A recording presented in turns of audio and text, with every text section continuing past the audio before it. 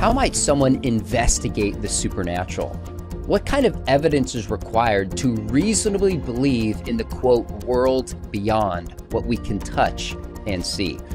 Our guest today is a former award-winning editor for the Chicago Tribune, New York Times best-selling author, and frequent guest on this program, Lee Strobel. He has a new book out in which he argues that there's good evidence for angels, visions, near-death experiences, miracles, and other supernatural phenomena. Lee, thanks for coming back. Hey, thanks, Sean. I appreciate it. Good to see you. Yeah, the moment I saw this book, I showed it to my wife, and she's like, oh, why is this called Seeing the Supernatural rather than The Case for the Supernatural? Well, that's a good question. Doggone it. I wish I'd thought of that. No, actually, I don't want to wear out my welcome with case nomenclature. I thought I'd try something little new. Plus, you know, there's that great story in 2 Kings chapter 6 where Elisha is being pursued by the Syrian army and his servant is freaking out because he's afraid they're going to get killed and everything. The servant wakes up one morning and he sees the Syrian army surrounding them and so forth, and he doesn't know what to do. And Elisha says, "Hey, basically, he said, don't freak out. You know, there are greater forces with us than with them." But in order to really placate and ease the anxiety of the servant, Elisha prays and says, "God, open his eyes, let him see the supernatural," in a sense. And then God opens the eyes of the servant, and he sees the chariots of fire, the angels who God sent to protect them. So I love that God opened the eyes of that servant to see the supernatural and to and through that to bolster his courage, to bolster his faith, to remind him of the love and protection of God. And so I just love that he got that opportunity to actually see the supernatural. So that's why I chose the title. You know, Lee, 15 years ago, I had my first public debate with this high school teacher who's a PhD, and I prepped for months. And I can't remember. I remember that. Oh, you saw that. Interesting. Well, it was the day before that morning, my mom shared that passage with me from 2 Kings chapter 6. And it was exactly what I needed to hear, that the supernatural realm is real. Now, there's a lot of people sitting here going, I'm not convinced. I don't buy it. Let's talk to them. But before we get there, just a few questions to kind of set us up. You've written a ton of books. I want to know why you wrote this book now. And by now, I mean two things. Now, why this cultural moment? But second, the older I get, the more I weigh the cost of writing certain books. And let's just say you've got a few years on me. So clearly, every book that you write, it's like, I'm only going to write something that I think will make a difference. So why now in your journey, and why now culturally a book on seeing the supernatural? I think the cultural moment is appropriate for this. 8 out of 10 Americans believe that there is something beyond the physical world. So there's a lot of agreement on that. But what is that other world, and how do we know? And you see a lot of wacky stuff online and on television and on YouTube about just crazy stuff that people claim is true about the supernatural realm. And I think we're seeing a moment in which a lot of the new atheists is passing away. And people are looking for something beyond the idea that there is no God, there is no thing beyond the material world. And I think they're hungry to find out, is there really something? Is this all there is? Or is there a life beyond this? Is there a world and a realm beyond this? And I think, you know, as someone who started as a skeptic, like your dad did, you know, and a doubter, an atheist, I wanted to kind of apply some of those techniques to investigate. How do we know? That's kind of the thrust of the book. How can we be confident that there really is this supernatural realm, that angels really exist, that demons really exist, that there is a heaven, that there is a hell? And so I was kind of looking for things beyond just stories, but documented cases, documented miracles published in peer-reviewed secular medical journals, things like that I could really communicate to people who are me, skeptics, but also Christians who even though they believe that there's a supernatural world, sometimes there's that reservation they have. It's like, yeah, sure, I kind of believe it, but they're not totally convinced, just like that servant, until he had his eyes opened up. We're going to get to some of those documented cases, but when I pick up any one of your books, one of the things I know is there's just going to be compelling stories. So I was going through it again last night, and one story I stopped, Lee, and I read it to my wife, and I got goosebumps, and I literally almost got a tear. I thought, oh my goodness. Now, I know Kirk Cameron, like you do, been on a show, real treat, good friend going back years. I had never heard the story about his sister. So will you just share that as one example of the kind of supernatural phenomena that you're trying to document in this book? Yeah, his sister was pregnant, and she was at home, and she had a miscarriage. And she's devastated. She's, she calls her mother and says, "Mom, I've just lost the baby." And her mother said, "Well, go to the hospital, but whatever you do, not let them take you into surgery without first doing an ultrasound." So she didn't know why she said that. So she goes to the hospital. They're going to take her in and deal with the remains of this miscarriage. And she said, no, I need to have an ultrasound before I leave this room. So they're doing an ultrasound, and as they're doing it, this look comes upon the technician of puzzlement. She's confused, and she says, "There's a baby in here.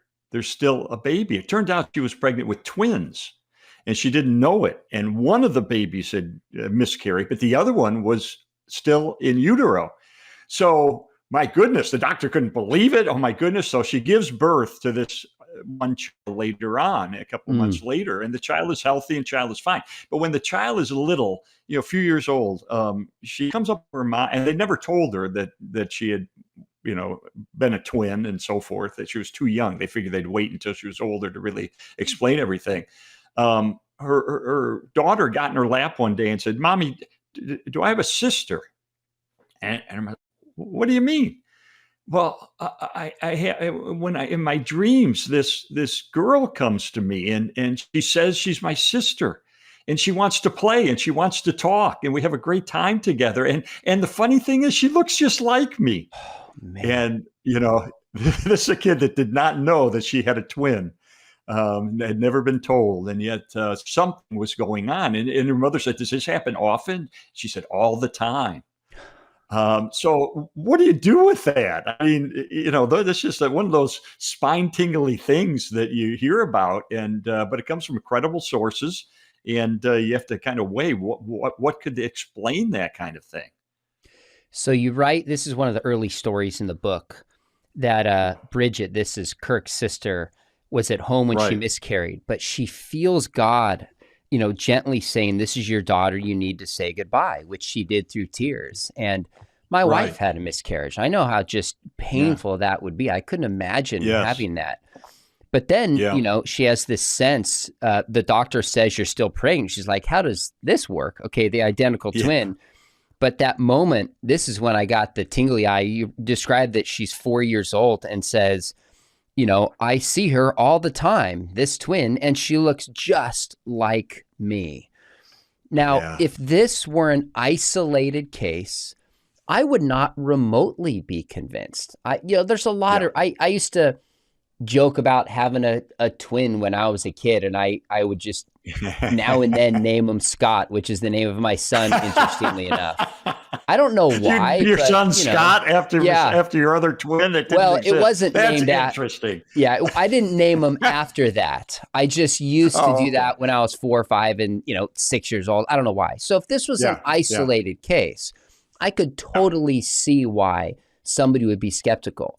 But when you have so many cases from people resisting sharing this, not trying to make money or get popularity out of it, comes to them at a cost, and then near-death experiences that people see a former twin, it's enough to pause and say something's going on. Now, we're going to come back to how we investigate the supernatural and at what point we say, this is reasonable, there's a case here.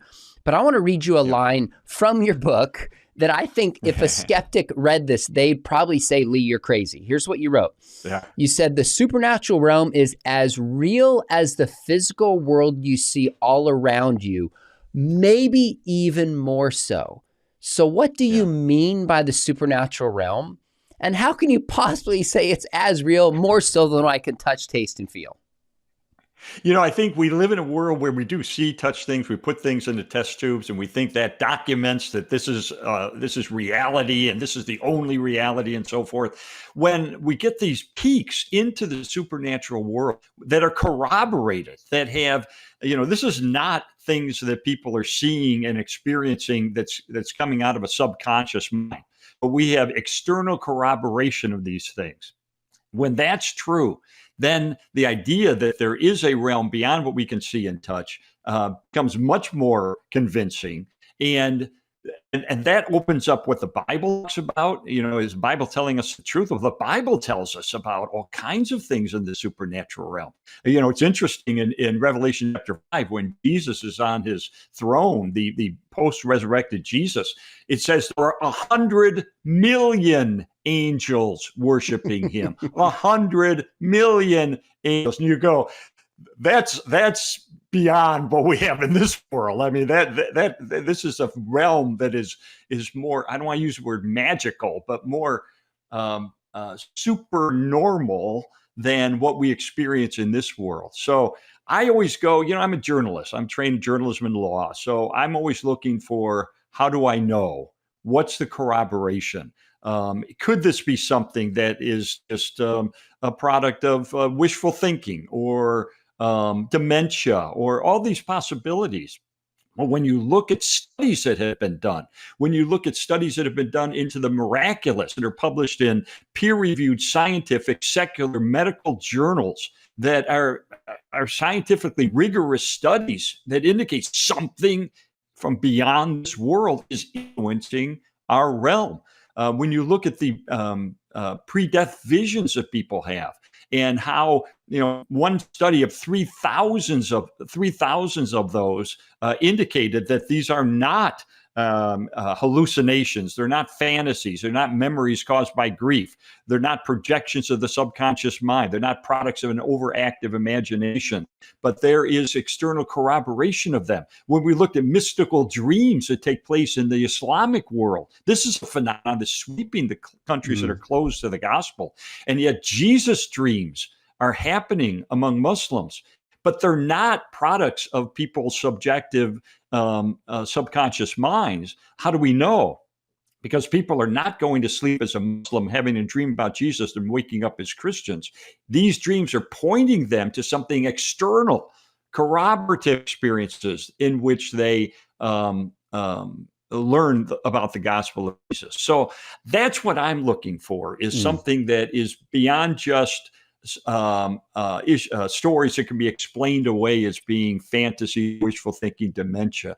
I know you've interviewed J. Steve Miller, the expert on pre-death vision, several times, and I interview him for my book too, as well, Seeing the Supernatural. And he reports the case of this huge hospice facility in New York State, where they said to the people who were dying, because a lot of people were dying who have these kind of experiences, don't want to talk about it. These deathbed visions, like, Stephen in Acts chapter 7, where Stephen, full of the Holy Spirit, the Bible says, before he's stoned to death, he sees heavens open up and he sees Jesus next to the Father. And so many people, this is so common. There are tens of thousands of documented cases in which people have visions of what is to come just before they die. They went to this huge hospice facility in New York State, and they said to the people, if you have a vision like this, not just a dream, but something that's beyond that, so vivid, so forth, tell us about it. We would like to know, because people get embarrassed. They think they're going to be accused of having dementia or something. So a lot of people don't talk about it. But they said, okay, 88% of them had a pre-death vision. 88%, and many of them are corroborating. I'll give you a funny story. I'm talking to Leslie about this, my wife, doing this research, and I say, man, this stuff about these pre-death visions is unbelievable. I said, if there were just a few of them, you could write them off as an anomaly, but there are literally tens of thousands that have been investigated. And she said, well, you know about Al, don't you? I said, Al, father-in-law. No, what happened? She said, Lee, don't you remember what happened to Al? She said, just before your father-in-law, Al, died, he was in hospice. I went into his room. Oh, and man. he's all agitated. And he said, "Where's Marge? Where's Marge?" And she said, "What are you talking about?" I said, "Where's Marge?" And Marge was his sister, who had died a couple of weeks earlier. Nobody told Al because he was so ill. They didn't want to push him over the brink and kill him. So they kept this from him. But Al was all agitated because he had been talking to his sister Marge, who was dead, in his room prior to his own death.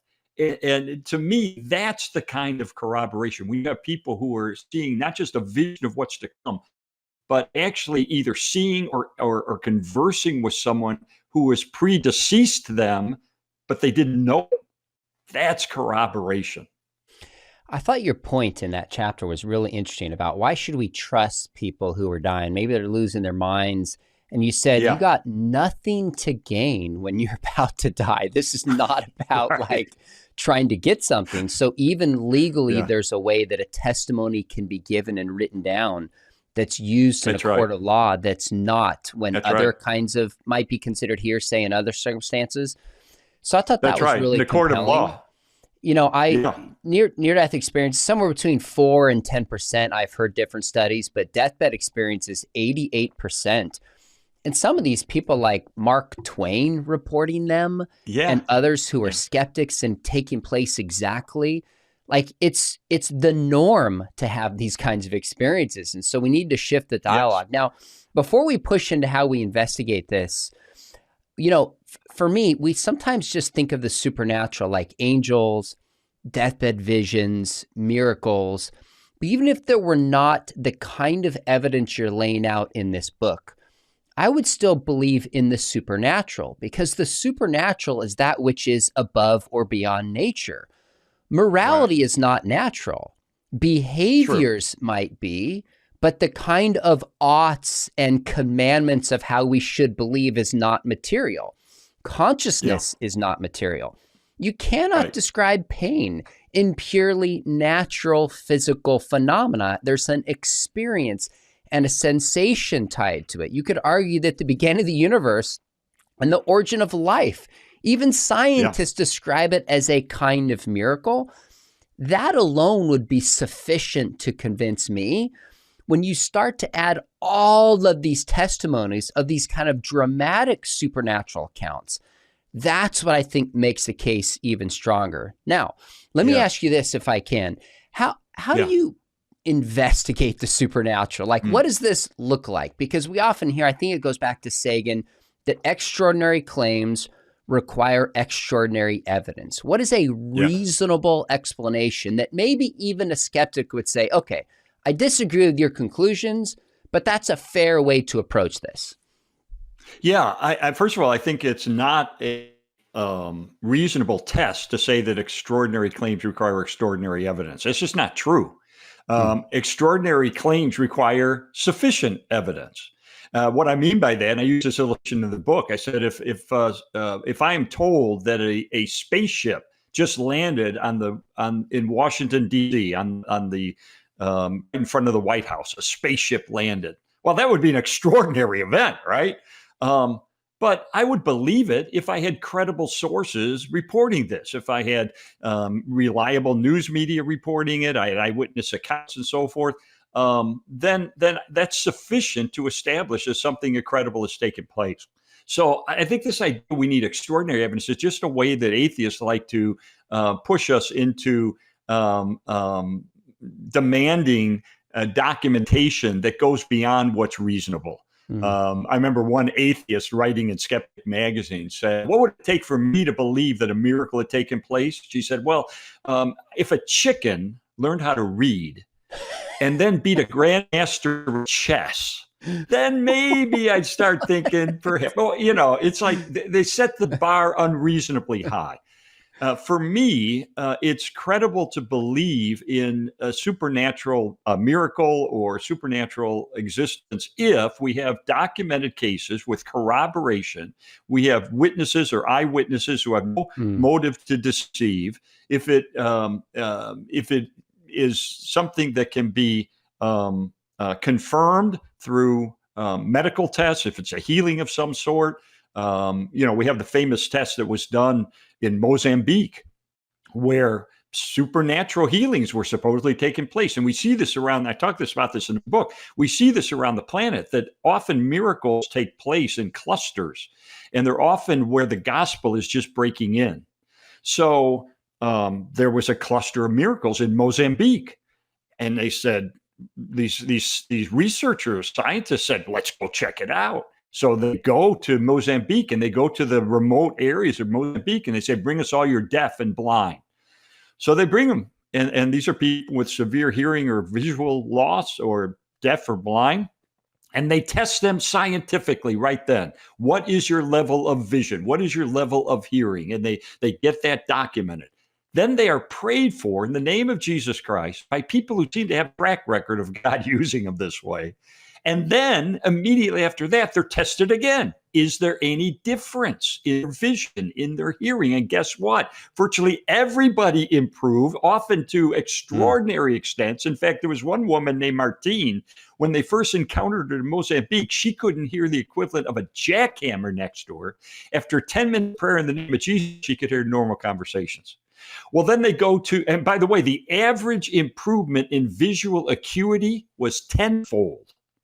So then they go to Brazil to see if they could replicate this study. They do the same study. They get the same results. In fact, there was one woman who could not see somebody holding up 3 fingers 9 feet away. And then after prayers in the name of Jesus, she could see the name tag of the person praying for her.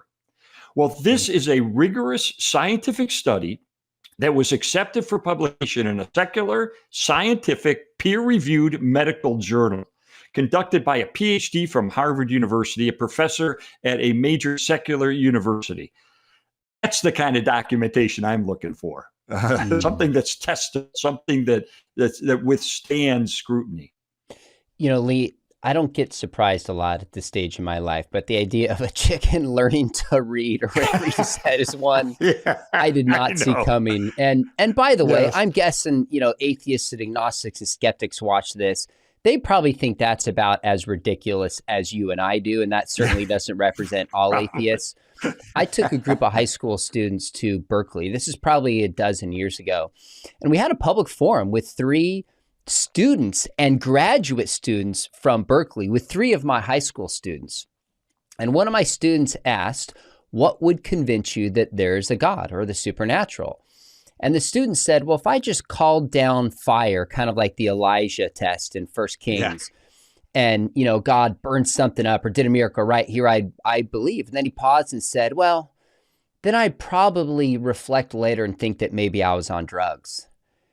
And I thought, wow, this is an impossible standard. Now, again, it is. I don't think all atheists are there. I don't want to mischaracterize that. Right. But I have a theistic worldview, so I'm open to this. And the downside is that maybe I could be led into believing supernatural accounts that didn't happen. I'll concede that. But on the flip side, there could be some atheist agnostics that are so critical, don't follow the evidence when it's actually there. I think in reading your book and engaging this stuff, really the key is we all have to check our own biases and ask how they're shaping this investigation. Christian or not, we should do that. Now, speaking of bias, I'm really curious because, I did my dissertation on the deaths of the apostles, so I had to read a ton about history. I wrote a book with Dembski on intelligent design, so I had to really wrestle with the question of, can science and history investigate the supernatural? And there's something called methodological naturalism that often, rather than just being skeptical of the supernatural, rules it out at the beginning. But a question that's never crossed my mind is, what are the rules in investigative journalism? Is it the same traditionally as history and science? Is there an openness to this? Tell me, I'm really curious. Well, I think it varies according to who's doing the investigation. Okay. When I was an atheist at the Chicago Tribune, I was more closed off. I was more of a methodological naturalist and materialist, and it would not crack open the door to the possibility of the supernatural. But having said that, it was the supernatural event of the resurrection of Jesus that ultimately brought me to faith, the historical data the 9 ancient sources inside and outside the New Testament, confirming and corroborating the conviction of the disciples that they encountered the risen Jesus. As someone trained in law, I went to Yale Law School. I learned what is evidence, what can you trust, what can't you trust, what is corroboration, and so forth. And of course, journalism training taught me how to interview people, ask questions, and probe and see what can be documented, can't be documented. I think using those tools, I would have to approach things with the conviction that there is no supernatural realm to come to the ultimate conclusion that indeed nothing points to it. In other words, I think what I tried to do is that I tried to be like an umpire in a baseball game. I'm a Chicago Cubs fan, and because Ernie Yanks, when I was 2 years old, kissed me on the cheek, so I had to be a Cubs fan my whole life. And so when I investigated, even as an atheist, I said, I'm going to call a ball, and a strike. If the evidence points towards something uncomfortable, there is a supernatural realm, like there is the possibility of the miraculous or resurrection, I want to be open to it if the evidence is clear and convincing, if it's powerful and if it's persuasive. And I certainly found it to be the historical data for the resurrection, for instance, the scientific data I just mentioned, this rigorous scientific study from Mozambique and Brazil. And I footnote in the book, you can look up the article yourself on the internet from the Southern Medical Journal, which is a major medical journal that published this case. Documented miracles that are published as case studies in peer-reviewed medical journals, that you throw up your hands if you're open enough to consider the evidence. You got to throw up your hands and say, I can't explain this other than there's something supernatural going on. I'll give you a case study of a woman who was blind for 12 years. She learned how to read Braille. She went to the school for the blind. She walked with a white cane. She married a pastor, a Baptist pastor. And one night they're getting ready for bed, and she's in bed, and he comes and he's crying, and he puts his hand on her shoulder and begins to pray and says, God, I know you can heal my wife. I know you can restore sight. And God, I pray right now, tonight, that you heal my wife. And she opened her eyes to perfect eyesight. She said, I was blind when my husband started praying for me. And then all of a sudden, my eyes, boom, I could see. It was a miracle. And her eyesight remained intact for 47 years. And published, again, 4 medical researchers researched it. By the way, she had a medical condition that there'd never been a recorded case of anybody recovering from this. It was an incurable condition, and yet she was completely healed from it. What do you do with that? And again, I footnoted so people can look up the case study themselves from the medical journal. A lot of scientists will stop short of saying it's a miracle, but they will say, something's going on. We can't explain it. We can't dismiss it. But something is going on. That's a really interesting line that you draw there, because there's a difference between saying, we don't have a natural explanation for this. This goes beyond what we can measure, and definitively saying this is the God of the Bible who did that. Science can only take us so far. And I think, point out a few times that there's something supernatural going on here. Scientists put up their hands and suggest something else is at work. I appreciate that, not overstating the evidence when the scientists themselves seems to conclude that. Now, I know you've thought about this, and some people have pushed back on your other books and said things like, Lee, why don't you interview a skeptic for this? Why don't you interview somebody on the other side to cross-examine? And, on my channel, I interview mostly Christians. But maybe 6 months ago, I invited Michael Shermer on, and we had a 2-hour debate about morality. And I've thought about inviting him to have a debate on near-death experiences. I haven't done it yet, but he's smart and savvy and just a great conversation partner, knows his stuff. Why not interview somebody like that for this book? Yeah, it's a great question. And the answer is I did. I did a previous book called The Case for Miracles. And I took the first 3 chapters of that book and I had a day-long interview with Michael Sherman, number one skeptic in America, editor and founder of Skeptic Magazine. And I cross-examined him and got his, and then the rest of the book, I kind of responded to his objections to the supernatural and miracles and so forth, with case studies and so forth to kind of show that I don't think his stuff really holds up.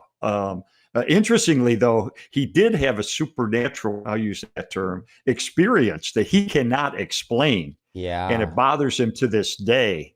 So I talk about that in the book. And I also interviewed for another one of my books, Charles Templeton, who was the number one skeptic in Canada. He was the former partner of Billy Graham, went to a liberal seminary, lost his faith, wrote an ugly book called Farewell to God, My Reasons for Rejecting the Christian Faith. Became renowned in Canada as our number one agnostic or atheist. I interviewed him for my book, The Case for Faith, and we became friends. And I actually sent him the manuscript before it was published, and he was quite appreciative of it.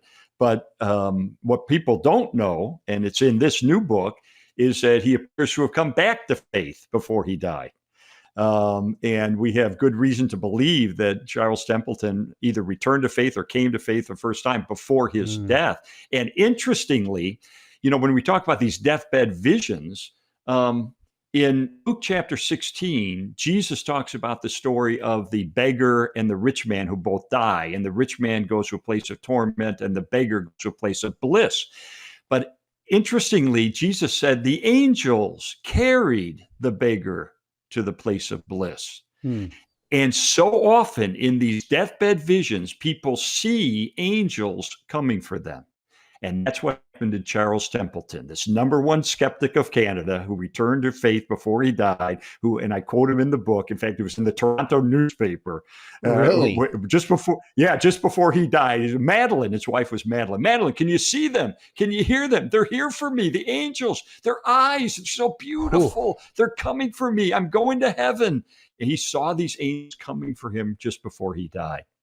And that's extremely common. In fact, one of the most interesting things is children who are dying will see angels coming for them, but they don't look like angels that you would think a child would expect to see, because children's cartoons and caricatures of angels have big wings. But that's not often what these children see. And the Bible doesn't say that all angels have wings.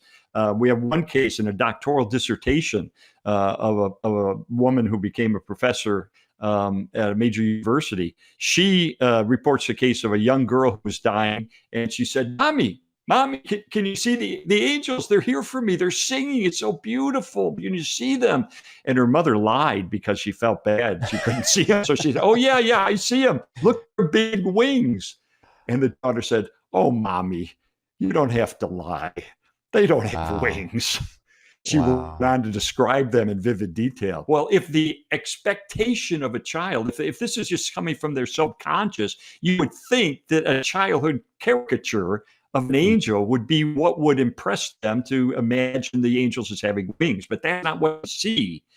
So there's these fascinating kinds of corroboration, that and seeing people who they didn't know had died. There's a famous case of a woman named Doris who was dying in England, and she saw angelic beings coming for her. She saw her father kind of beckoning her from this world beyond. And then she got puzzled. She said, wait a minute, Vida is with him. What's Vida doing with him? And she's confused. And then she dies. Turns out Vida was her sister who had died a couple of weeks earlier, but nobody had told her because they were afraid it might kill her because she was, her health was fragile. So she didn't know that Vida had died, and yet she saw Vida in this supernatural realm to come. That to me is corroborative. And that's not an isolated case. I mentioned my father-in-law had the same experience.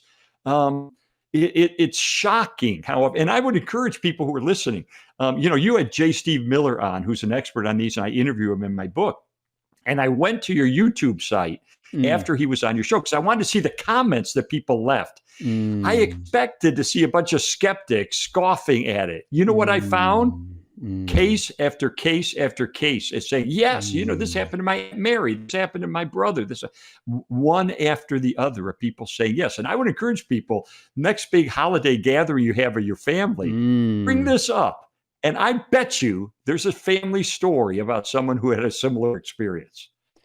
One of the things that shifted me on near-death experiences, I don't know, maybe 6-8 years ago, I decided to read Steve's book because J.P. Moreland suggested it. And I just read it skeptically, like, I already believe Christianity is true, believe in the afterlife. This is probably hokey. Like, I really was biased against it and was just blown away by the evidence going, wait a minute. There's a lot of like incredible doctors like Michael Sabom and Jeffrey Long. I mean, these are leading cardiologists and surgeons who've studied this, and I've interviewed them in depth. And these are like doctors who care about the evidence and are not easily persuaded otherwise. But what I started to do is I started to do the very thing that you said, is I started to just listen when somebody shared something that I thought might be tied to a near-death experience. It's amazing how many conversations I've had with people since that, including one student in our apologetics program joined because of a near-death experience she had that transformed her life. And so you're right. Even asking people, being willing to listen, telling people you're not crazy, I believe you. If there's 100 people, somewhere between 4 and 10 of them in the room had a near-death experience. So this goes back to your point, extraordinary claims require extraordinary evidence. Deathbed experiences are not extraordinary. Near-death experiences are not extraordinary. Encounters where people think that they've seen the demonic are not extraordinary. Experiences where people think they've witnessed or been one who's received a miracle is actually not extraordinary. One of my favorite points in your book is you said in response to this, it's actually extraordinary to not believe in the supernatural. I hadn't quite thought about it like that. Yeah. When you think about it, over 90% of all the civilizations that have ever existed on the planet believed in some supernatural realm. So if you're telling me you don't believe in a supernatural realm, that's an extraordinary claim because everybody else virtually in history is saying you're wrong. So if you're going to make an extraordinary claim, why don't you give me extraordinary evidence that there is no supernatural realm? Make that affirmative case, which is difficult to do. But, like you, I was very skeptical about the near-death experience thing because I thought it was a new agey kind of a thing, and it gets caught up in some of that weird occult psychic kind of world sometimes. And I thought, nah, I don't. But then when you have respected people like J.P. Moreland, Gary Habermas, and others, John Burke, who wrote a tremendous book called Imagine Heaven. Yeah. And I interview him for this book. And I've known John for 30 years. John's been a friend of mine for 30 years. He investigated 1,000 cases of near-death experiences. And of course, his breakthrough finding was that if you strip away how people interpret these experiences, just focus on what actually took place, it is consistent with the Bible. That was his breakthrough. Because what happens is people see things through their worldview and they interpret things according to their worldview. Strip that away. Just tell me what actually took place. And when you look at that, it's consistent with what Scripture teaches. And that was, to me, a breakthrough conclusion that he reached in his book, Imagine Heaven. To a point you made earlier, I remember I interviewed you on the Case for Miracles, but I forgot that you had interviewed Shermer in that. So good for you for sitting down and engaging his thoughts. And of course, he tells a story about like this radio playing music at a certain time that was dead, and just the nature of the music and the timing and it's just like, what do you explain with this? And it kind of mildly haunts him. And I kind of look at these of just like hints of the divine that God has put around us. If we have eyes to see and ears to hear, the supernatural is far more present. Now, one of my favorite things in your book, I hadn't put this number together. I'll probably start using this and try to give you credit if I can remember, but chances are I'll forget, is that you cite that Keener has compiled 350 accounts of deaf people gaining back their hearing. 350 accounts. Now, this is just one person investigating this. He doesn't have a research team, by the way. He did this himself, which makes me wonder that the books he produces might in themselves be a miracle, but that's a separate argument, how productive he is. I would love to hear from you. And of course, he has this 2-volume, I think 2010, 2011 case on miracles that's academic. His book, Miracles Today, maybe 3 years ago. But you read those volumes, you interviewed him. Maybe one or two examples that you find most compelling. Yeah, in fact, I interviewed for this book, Seeing the Supernatural. One of the cases, well documented. And what I love about this case, it's rare that you have someone who is scientifically tested and then has a miraculous restoration of the hearing and then is immediately again scientifically tested. That often that doesn't happen immediately like that. And so we have a case of a woman, a young girl in England, and she's stricken by a virus. Her hearing is gone, virtually totally gone. They fit her with hearing to give her some hearing, but it's an incurable condition. It's not going to get any better. But they had, with these hearing aids, it was very annoying for her. She didn't like the hearing aids, and she couldn't hear very much anyway. Well, one day, the hearing aids got damaged at school. So her mom brought her to the audiologist. They redid the hearing aids and tested her again to make sure that where her hearing was, and it's virtually nil. They tested her again, put the hearing aids on. That night, she comes running down the stairs and she says, Mommy, I can hear. And her mother said, what are you talking about? And she's, wait a minute, I'm talking to my daughter. She's hearing me. She can hear. She tested her.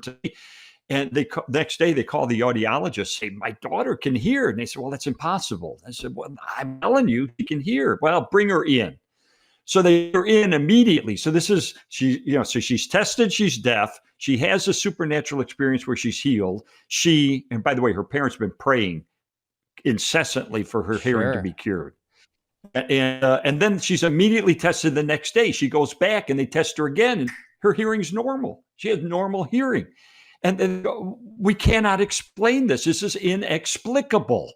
And they said, mark it down as a miracle. I mean, we can't find any other explanation for this. What I love about that case is she's tested, she's cured, she's tested again. And there you have the documentation that something in the interim took place, something supernatural to cure an incurable hearing condition, just like the woman I mentioned earlier who had an incurable blindness. And the only case in history that's ever been written about in a medical journal of anybody recovering is one who happens to recover after immediate prayer on her behalf.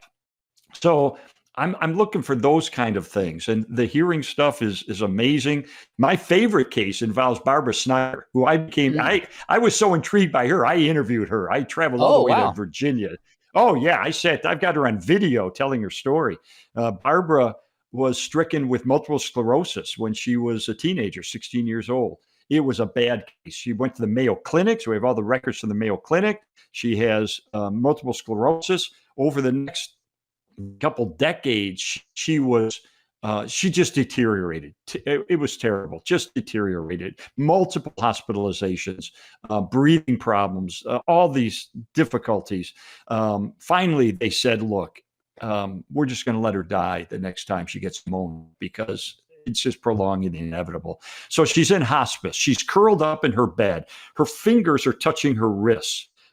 She's curled like a pretzel. Her feet are extended. She's blind. Now all she can see is vague shapes, gray shapes. She has a tube in her throat so she can breathe. She has a tube for her bowels, and so her urination is not controlled anymore. And she's dying. But somebody called up WMBI, which is the Christian radio station in Chicago, and said, could you ask people to pray for poor Barbara? She's dying. And so we documented that 450 people began to pray for her. And the reason we know is they wrote her letters saying, I am praying for you to be healed. On Pentecost Sunday, she's in her room, and 3 of her friends are there, and they're reading her some of these letters of people who wrote to say, I'm praying for you, to encourage her. It was a day like any other day for me. That was one spent confined to bed, unable to breathe on my own, hooked up to machines, a tracheostomy tube in my neck, my arms curled up, my legs curled up. I lay there trapped inside my own body is really how it felt. So while they were there, I still remember exactly what they were reading when all of a sudden I heard a booming, authoritative, loud voice over my shoulder over here say, "My child, get up and walk." Well, she hadn't walked, by the way, in 7 years. Her legs had atrophied. 7 years. Lost. She immediately says, she pulls out the thing in her throat so she can talk, says, go get my parents. I just heard God tell me to get up and walk. Well, they ran out, but she couldn't stop herself. She jumped out of bed. And I literally jumped out of the bed. This is where you'd almost have to have known me to see how totally impossible that was. So this time, I remember reaching up and pulling my oxygen off my neck. I remember that. And then I jumped toward the voice. My friends are over here, but I jumped towards the voice. And as I jumped up, the first thing I remember isn't what I would think I would remember, but I jumped out of the bed and I looked and I saw my feet. They were flat on the ground, just like everyone else's, which sounds normal, but not for me. I had foot drops so badly I couldn't even wear slippers on my feet. They were so curled. So when I jumped up to have feet flat, I was amazed and stood staring at my feet. And when I did that, I jumped like this, and then I saw my hands. And they were open, and they never opened. And so now they were open, and I stood staring at them, and then it dawned on me I could see me. She said, you'd think that'd be the first thing I'd notice. That was the third thing I'd notice. Well, she was instantly, totally, completely healed of multiple sclerosis in that moment. In fact, that night, she went to a Wesleyan church, Wheaton Wesleyan Church in Wheaton, Illinois. Her parents took her to church that night. It was Pentecost Sunday. They get there a little late, and the pastor is up there, and the pastor says, anybody have any announcements? And Barbara walks down the center aisle. And nobody had seen Barbara outside of a wheelchair in 7 years. And the whole room exploded into people singing Amazing Grace. I once was blind, and now I see. Wow. And the next day she goes to one of her doctors, and he said later, I saw her walking down the corridor toward my office. My first thought was, oh, that's a ghost. She died. Because this is impossible. Yeah. This is medically impossible. 2 of her doctors ended up writing about it in books, saying, one of them said, what a rare privilege was to see the hand of God perform a true miracle in a patient he had described earlier as being the most hopelessly ill patient he had ever seen. I didn't understand anything except where once I was real sick, I was well again. And it has to be God. That's all I knew. When I interview people for my books, I always compensate them because I'm taking their time and I'm telling their story. And so generally I'll give them something to compensate, like a scholar who I interview. I always compensate them. And I offered to compensate her. And she said, no, I couldn't take anything. This is a miracle of God. I can't. She ended up marrying a Baptist or Wesleyan pastor, by the way, and they had a little church in Fredericksburg, Virginia. What do you do with that? What do you do with that if you're a skeptic? You explain it, oh, it's a coincidence that she heard this voice that she can't account for. She jumps out of bed completely healed in an instant. It's a coincidence? It's an anomaly? How do you explain it away? And if it were the only case, then maybe, okay, I get you. Maybe it's something bizarre that occurred. But when you have so many of these kind of documented cases taking place, another one of a kid, I tell in my book, being cured of a stomach paralysis that he was born with, an incurable condition. And nobody had ever been cured of this. And yet he was prayed for when he was a teenager. They had tubes in him so he could digest his food. He was prayed for. He felt something electric in his body, he said, when he was prayed for. Boom, healed of the condition for which there is no medical record of anyone ever being healed of it. And he's fine to this day. I don't know how a skeptic deals with that, Sean, unless you have this methodological naturalism that says, I'm ruling out the supernatural at the beginning, and I'm just going to kind of hold this in tension because it contradicts my worldview. This question is in their mind, in particular skeptics. And I think it's completely fair. It's a question about those who God does not heal. And I think what's pressing about this is some of the very people in your book, like Craig Keener, not so much not healed, but I think his wife, if I remember, had a half a dozen or more miscarriages, and they prayed that God would give them a child. I still think to this day they're childless. I mean, Nabil Qureshi, you talk about a vision that he had, but talk about somebody who prayed for healing. And if there's anybody, from my perspective, God should have healed, it's Nabil. My dad said years ago, he goes, son, he goes, why didn't God take me? Why didn't God take me? How do you respond to that challenge about unanswered prayers and a lack of healing? Yeah, in my own life, my wife, Leslie, has an incurable medical condition, a neuromuscular condition that has her pain every single day. So she's been for 20 years. She will be in pain the rest of her life unless God intervenes with a miracle, and he hasn't chosen to do that. So this is very real to us. I did an interview with Douglas Groothuis, the philosopher, a PhD in philosophy from the University of Oregon. And his wife was dying of a brain condition. And indeed, she did die. And I interviewed him on this topic of why doesn't God heal everybody then? Why not your wife? Why not my wife? I have a chapter on that in my book, The Case for Miracles. And he's actually, at my encouragement, wrote a book about it I think it's called Trudging Toward Twilight by Douglas Groothuis. That is one of the most powerful books about, amazing book. But he's a guy who lived it. And, he said, several things to think about. Number one is healing was not automatic in New Testament days either. The Bible says Jesus didn't do many miracles in Nazareth. Paul had this thorn in the flesh that apparently was never resolved. Paul left Trophimus behind. Trophimus was sick, and instead of healing him, Paul left on a missionary journey and left Trophimus behind. In one chapter in the Gospels, the disciples are given the authority to heal, and then 7 chapters later, they can't heal an epileptic child. So, no, not everyone is healed, and God will do as God will do. God is sovereign.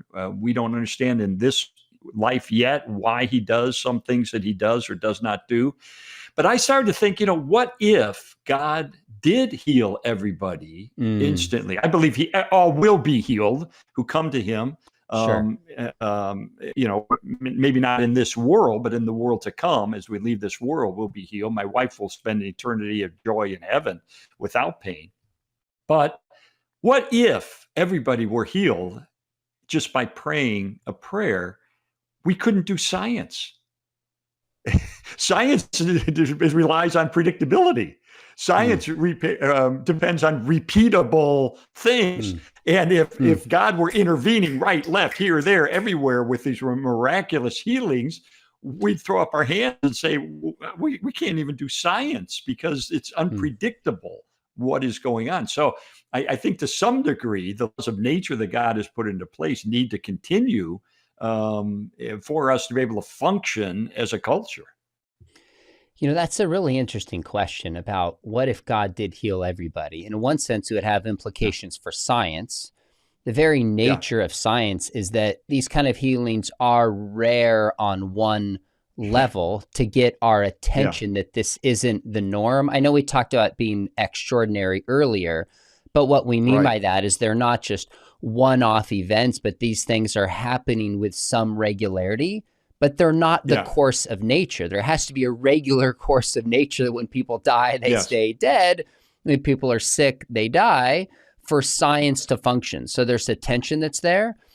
But I also wonder, if God just healed everybody, would it affect why people come to Christ, to get something out of it rather than because of their brokenness and their reliance upon the Lord? I mean, even when Jesus does miracles, and like he's feeding the 5,000, you see him teaching in parables in some way, which was weeding out, like, who's going to stay around and ask me, what does this mean? How does it affect my life? Versus people that are just there for the food.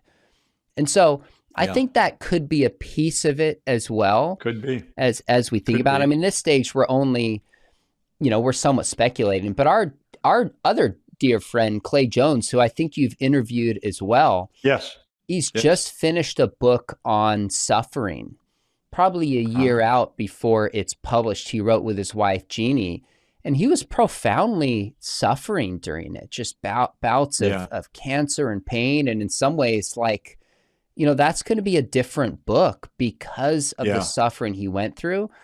But he also said one thing about Nabil. He said, you know what, Nabil, even if you don't ever come to believe, even if you don't ever get healed, your belief to the end testifies to your confidence that this is true and what Christ has done through me.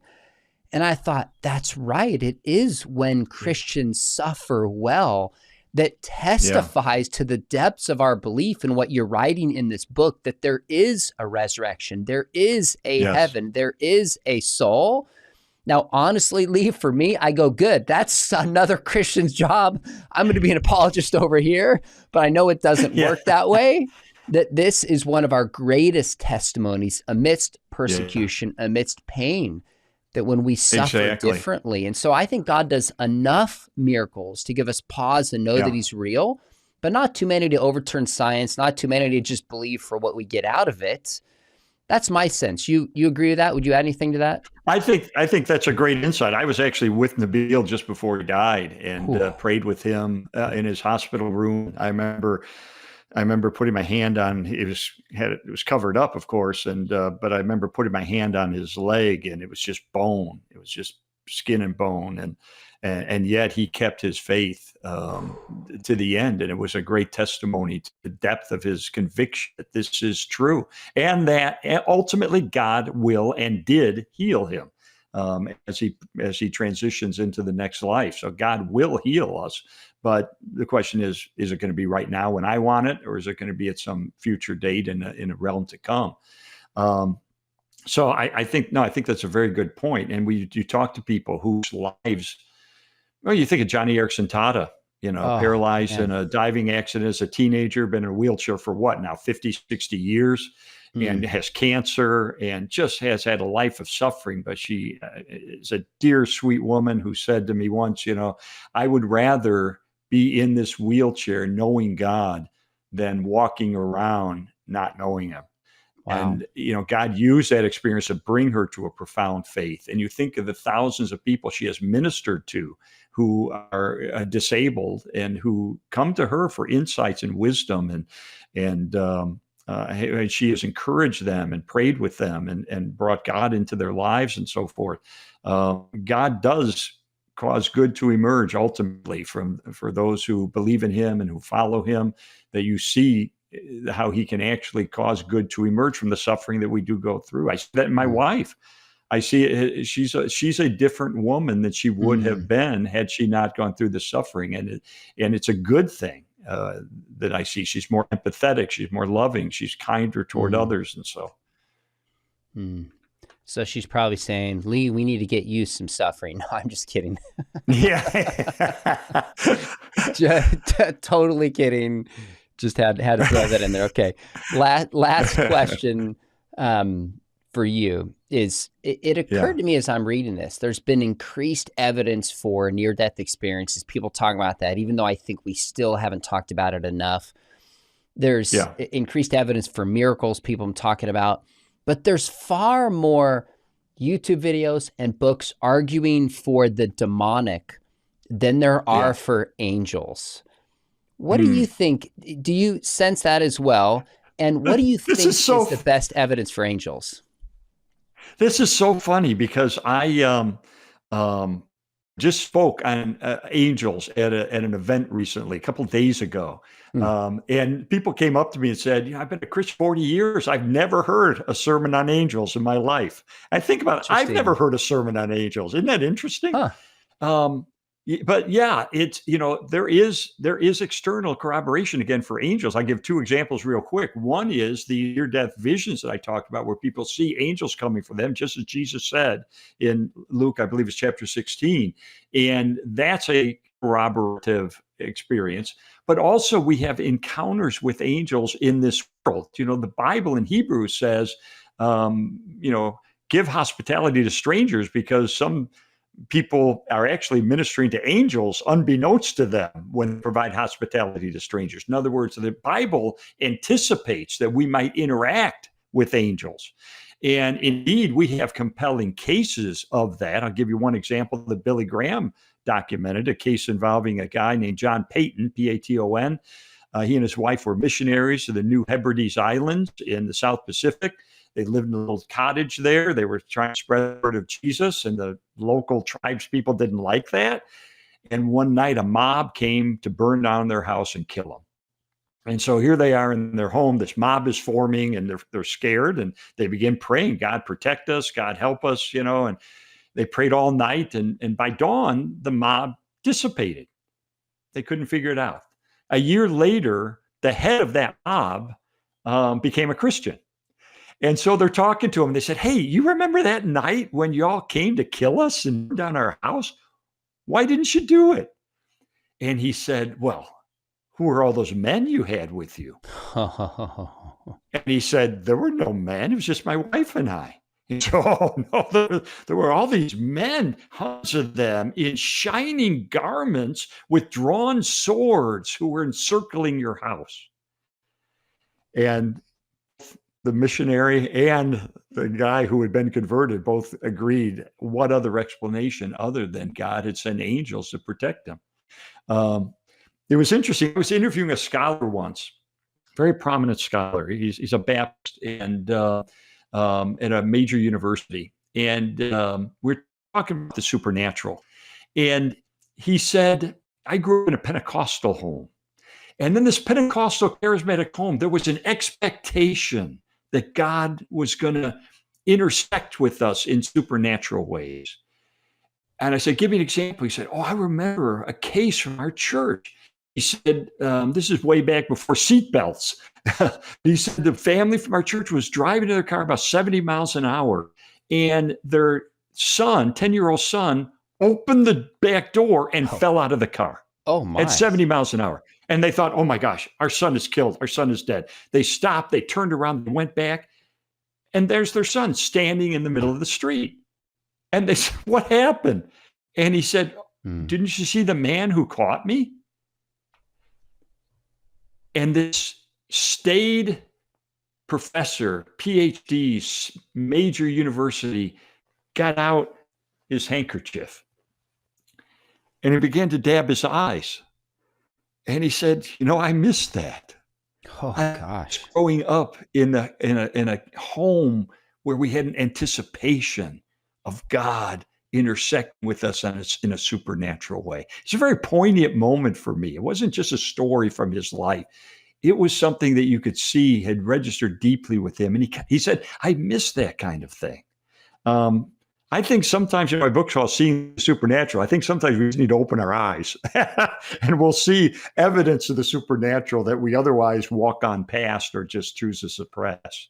I agree with that. I think that's true in the soul. You have a chapter on the evidence for the soul, even without near-death experiences and miracles and afterlife visions. I think that evidence itself is compelling. I think morality is supernatural of a kind, the origin of consciousness, life, fine-tuning. These things are not explained by science or mere material causation.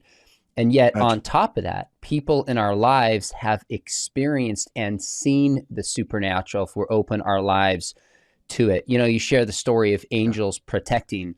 I know some people are thinking, well, why didn't angels protect another story? Other people, we heard recently about 70 people who were beheaded because of their faith. Why didn't God protect them? And partly I say, I don't know the answer to that. I'm not sure. Maybe in heaven we'll know someday.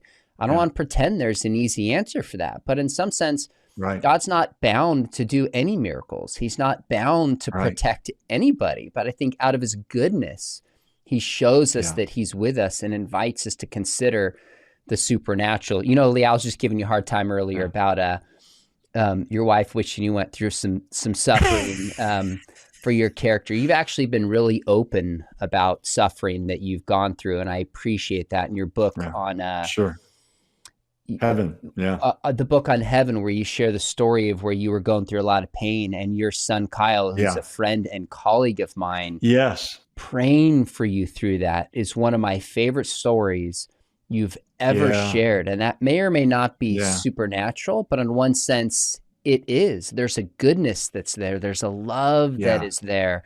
That's as powerful of a story to me as any of the supernatural accounts that fill this book, which show as Christians, we need to live this and model this and proclaim the supernatural. And you do both of those. So I want to encourage people to pick up not the case for the supernatural, but seeing the supernatural. As always, it's got great stories. It's entertaining. You're such a good writer. Skeptics and I think Christians will both enjoy it and wrestle with it. So always appreciate when you come on. Always appreciate you taking the time to lay out your case and just share with us what you're writing and working on. I appreciate that. And I really appreciate what you're doing. I can't think of anybody else who's doing exactly what you're doing. You've got a unique ministry of interviewing people and doing the podcasts and YouTube videos and so forth. You're filling a need that we have for ongoing exposure to reasons why we believe what we believe. Cutting edge stuff. You're open to critiques from skeptics and so forth. You're telling both sides of the story, but you're getting out there such great material. And I honestly can't think of anybody else who's doing it as well as you're doing it. So I thank God for you, and I'm always pointing people toward your stuff and retweeting your stuff because I just think it's awesome.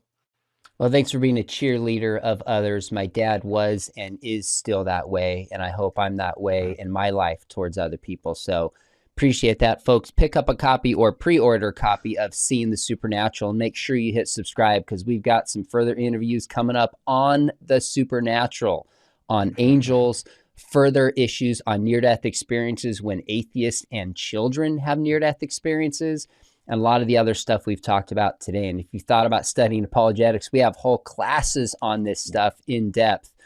Think about joining us at Biola. We've got information below. We've got an on-campus and distance program. Would love to partner with you. Thanks, my friend, for hanging out with us, and we'll do it again soon.